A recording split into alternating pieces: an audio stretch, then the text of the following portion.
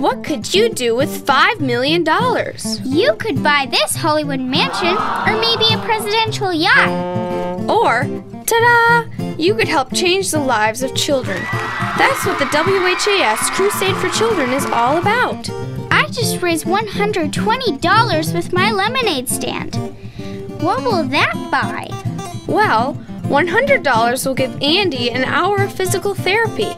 He's learning to walk. And $500 will pay for Susie's new leg braces. Now that's a good investment. $2,000 will get Mia a new wheelchair. Just think about how many kids can be helped by $5 million.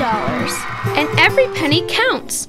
Last year, the Crusade collected $32,000 in pennies. That's 17,000 pounds of Abe Lincoln coins. Cha-ching! And every cent goes to help kids like Andy, Susie, and Mia.